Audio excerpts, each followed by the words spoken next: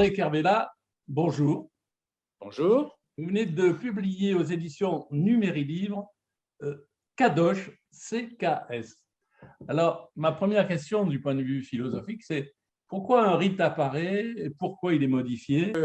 Pourquoi un rite apparaît? Simplement pour coder un comportement collectif, c'est-à-dire que quelles que soient, je dirais, les institutions, maçonniques ou non, on crée des rites justement pour faire en sorte que le comportement de quelqu'un soit conforme à ce qu'on attend dans le fonctionnement du groupe au moment où il se réunit. Donc le rite, si on prend la racine, le rite, c'est être dans la vérité, puisque ça a donné vérité. Et être dans la vérité, c'est se comporter conformément aux attentes du groupe. Mais enfin, en tout cas, lorsque des francs-maçons se réunissent, il faut qu'ils respectent des règles. Donc, le rite a fonction de réguler un groupe. Alors, CKH et CKS. Tout simplement, je crois qu'à un certain moment, des institutions différentes qui ont éventuellement la même option rituelle, elles cherchent à se distinguer. C'est un peu du maquillage, ça, parce que CKS, quand on voit les premiers manuscrits, on s'aperçoit qu'il y a un très grand flottement dans les abréviations. Donc, le fait qu'une obédience, je dirais, choisisse une abréviation et une autre obédience, pour se distinguer, en choisisse une autre, ma foi, je dirais que c'est un épiphénomène. Pourquoi la franc-maçonnerie idéograde est-elle si attractive? Est-ce que c'est un besoin de légende? Est-ce que c'est un besoin de héros? Est-ce que c'est un besoin d'ascension sociale? Est-ce que devenir chevalier, c'est mieux que tailleur de pierre? Pourquoi? Il y a deux types de réponses possibles. La réponse historique et la réponse justement psychologique. La réponse historique, c'est qu'on a créé les hauts grades pour se différencier, bien entendu, des grades symboliques. Et le fait de les créer, c'est intentionnel au sens où ce sont quand même des Écossais, mettons le mot entre guillemets, qui ont décidé de se distinguer des Anglais de Londres. Donc, la création finalement des hauts grades maçonniques répond à une intention de démarcation par rapport effectivement aux grades symboliques qui étaient pratiqués à Londres sous une forme qu'il s'agirait de définir, puisqu'elle est également imitée d'une forme antérieure proposée par les Écossais, mais peu importe. Les hauts grades, donc, historiquement, ont été créés effectivement pour offrir une autre façon de se comporter maçonniquement. Psychologiquement, maintenant, quel intérêt y a-t-il, enfin personnellement, là j'ai mis un point de vue personnel, pratiquer les hauts grades, est-ce que ça rend plus maçon? Je n'en suis pas sûr du tout. On peut être très très bon maçon en ayant atteint le grade de maître, et très mauvais maçon en étant au 32e ou 33e. Je me permets ce jugement qui va faire bondir, bien entendu, ceux qui ont le 32 ou le 33. Ils vont dire, mais qu'est-ce que ça veut dire ça? Eh bien non, je pense qu'effectivement, il y a parfois une tentation de croire que plus on est décoré, plus on est savant, plus on est respectable ou vénérable. Alors, ésotériquement, à peu près tous les rituels se sont arrêtés au 30. Pourquoi 31, 32, 33? Oh, alors là, peut-être qu'il y a le 33 qui est effectivement un nombre symbolique. 30, peut-être que ça a apparu pour certains qui n'avaient pas de référent, je dirais dans la Bible ou ailleurs, qui n'avaient pas de référent numérique précis. 33, ma foi, ça sonne mieux que 30. Pourquoi pas 35 d'ailleurs, pourquoi pas 37, enfin bref, le fait de s'arrêter à un moment ne signifie pas qu'on ait déjà atteint un sommet d'ailleurs, c'est un sommet tout à fait fictif, virtuel, et pourquoi pas 25 d'ailleurs, parce qu'avant 33 il y avait 25, donc, on va en parler. Et avant 25 il y avait 11 d'ailleurs. Bon. L'origine historique, c'est la France, Quimper, Poitiers, c'est Lyon, Villermoz, c'est l'Allemagne, Hund, c'est l'Écosse, c'est Saint-Domingue. Pendant un certain temps, et disons jusqu'aux années, disons, jusqu'à ce que je publie moi un article et un livre consacré justement à l'origine du Kadosh, on a cru pendant longtemps que l'origine du Kadosh, c'était l'Allemagne, puisque justement on a découvert des documents des années 1760 qui étaient supposés venir d'Allemagne. Je dis bien supposés, parce qu'on les a trouvés à Metz. Donc, voilà. Mais le fait est que si l'on, je dirais, se soumet à l'autorité des archives, on doit dire que le Kadosh apparaît en 1747 en France, dans un milieu sensible à la cause des Jacobites, à la cause de Charles-Édouard Stuart. On peut le dire avec d'autant plus d'assurance qu'effectivement, le mot Kadosh est dans le document qui sert justement à montrer que l'origine 1747 en France, par des militaires en majorité militaire et des civils, je dirais, qui sont également dans leur mouvance, adhérents à la cause donc, de Charles-Édouard Stuart, qui s'est fait battre d'Aculoden en 1746. C'est un grade réactif, disons. Grade réactif, vous dites justement dans votre ouvrage, c'est le grade le plus controversé des grades maçonniques. Alors, est-ce à cause des versions iramiques?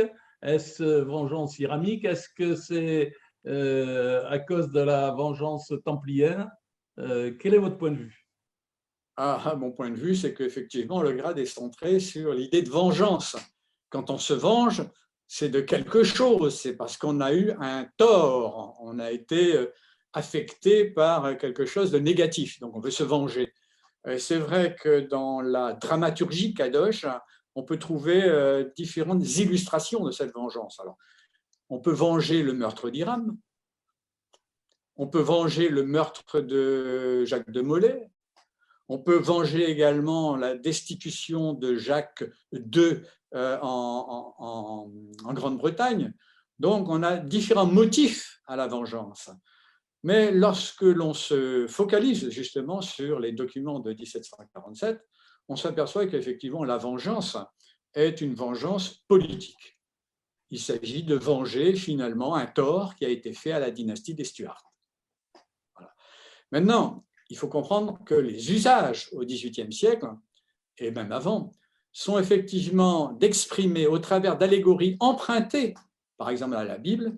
On emprunte à la Bible un certain nombre, je dirais, de scènes ou de drames pour les transposer dans le monde dans lequel on vit. Et donc, on peut trouver effectivement des écrits jacobites qui s'inspirent je dirais, de la Bible pour essayer de mettre en scène leur propre dramaturgie politique. Il y a un nuage de complotisme autour du Kadosh. Par exemple, en 1766, le Kadosh est rejeté par la Grande Loge de France parce que peut-être contraire à la religion, peut-être contraire à l'État. Ensuite, ont couru les bruits que les jésuites auraient infiltré Léograde. Alors, quel est votre point de vue? À la Grande Loge de France, qui est une loge à ce moment-là, une unique obédience à ce moment en France, il y a des conflits. Il y a des conflits à l'intérieur, effectivement, des personnalités ou des dignitaires. Il y a des chapelles, des coteries, et chaque coterie aspire à prendre le pouvoir administratif. Et donc, à partir de là, on s'aperçoit qu'effectivement, il y a enfin, il n'y en a pas que deux, mais dominent deux grandes tendances, les chevaliers de l'Orient et les chevaliers Kadosh. Et ce sont les chevaliers de l'Orient qui ont, ce n'est pas la Grande Loge, hein, c'est le Conseil des chevaliers de l'Orient qui a condamné le grade de Kadosh. Ce n'est donc pas la Grande Loge de France en tant que telle, mais simplement une tendance, une mouvance à l'intérieur de la Grande Loge de France pour faire en sorte que justement, si on prohibe le Kadosh, là, automatiquement, ça va suivre, croit-on, ça va suivre dans les différentes loges de France et des colonies. Et dans ce cas-là, les chevaliers de l'Orient espèrent effectivement devenir dominants et avoir l'ascendant. Ce n'est pas comme ça que ça s'est passé après, d'ailleurs. Ils ont fait une erreur de tactique, là. Maintenant, pour ce qui concerne effectivement les jésuites, il faut savoir quand même que au moment de la Révolution française, donc 1789 et après, il y a je dirais une idéologie qui se propage, qui consiste à dire que les francs-maçons ont été les fourriers, en quelque sorte, de la mort de la monarchie, de la chute de la monarchie. alors on a tendance effectivement à considérer que les jésuites ont pu inspirer effectivement les bras des francs-maçons et des kadosh, ce qui est assez paradoxal d'ailleurs, parce que les kadosh sont également réputés pour être, réputés à tort bien entendu, hein, c'est du fantasme, réputés pour être ennemis de la papauté. Donc c'est assez curieux, quoi.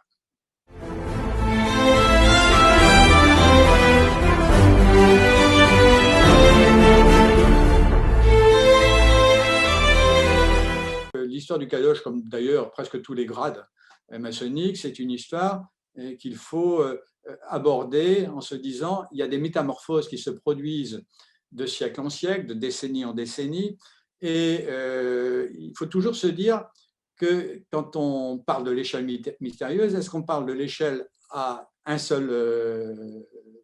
une seule volée ou une échelle à 2 volets. Et donc, au départ, en tout cas, l'échelle Kadosh est une échelle exclusivement ascendante. Tout dépend donc quel modèle on prend pour expliciter le pourquoi de l'ascension et le pourquoi de la descente.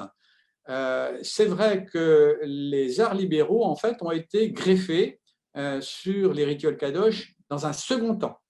C'est-à-dire que lorsqu'on est passé du stade politique proprement dit au stade philosophique, c'est-à-dire qu'on a un peu, je dirais, allégé les intentions primitives, on a oublié la cause jacobite et l'on s'est réfugié ou l'on s'est reporté sur des aspects purement philosophiques. Alors, quel est le moment, pour vous, le moment le plus fort de votre ouvrage?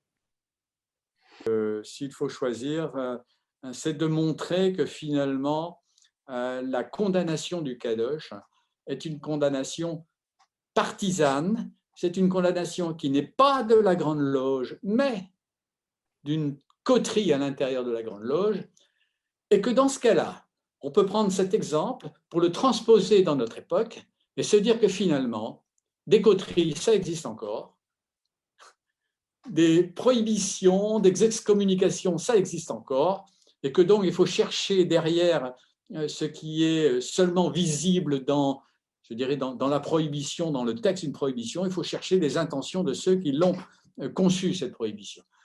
Ce n'est pas la franc-maçonnerie qui est en jeu, mais je dirais, une idéologie à l'intérieur de la franc-maçonnerie. Eh bien, André Kervella, merci pour cette dernière réponse. Merci pour cet ouvrage de 360 pages qui est extraordinaire d'histoire de politique et bien entendu de décodage allégorique qui vont enrichir tous les lecteurs de France et de Navarre. À très bientôt, André. Merci beaucoup. Merci. Merci.